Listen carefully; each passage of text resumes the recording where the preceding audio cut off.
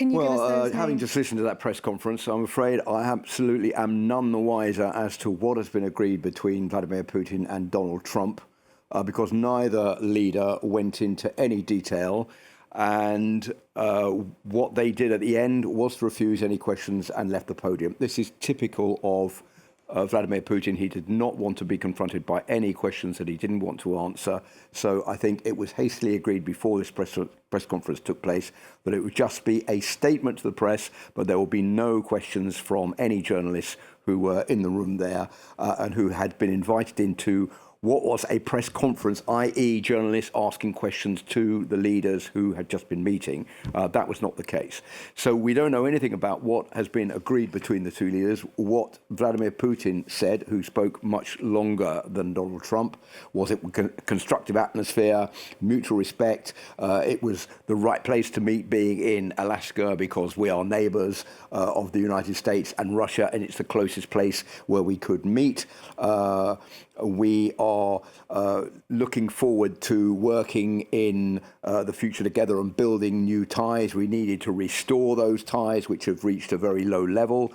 Then paying respect to Donald Trump, saying that he had strived to set the crux of the matter right. That's to say, the disagreements, the bad relationship that Russia and the United States have had over the years. But all the way down the line, almost nothing really concrete about Ukraine. He just said that he hoped that peace would be able to be found and a just balance to remove all the problems causing the war, and that European countries would do everything to not to throw a spanner in the works of the agreements that have been worked out between the United States and Russia.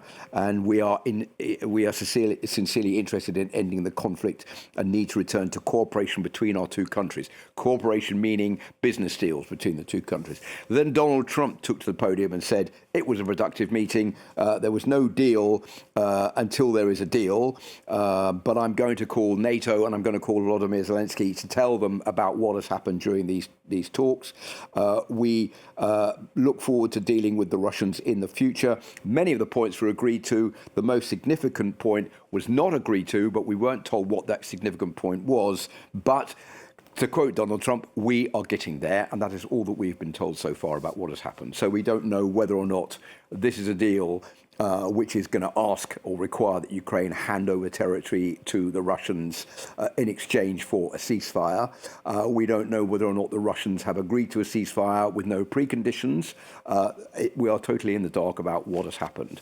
And so this press conference has done nothing to enlighten anybody, either the journalists there, either us at television and radio stations around the world, and more importantly, European leaders and the president of Ukraine, Volodymyr Zelensky. Let's hope that he gets a phone call pretty quickly from Donald Trump and can know more about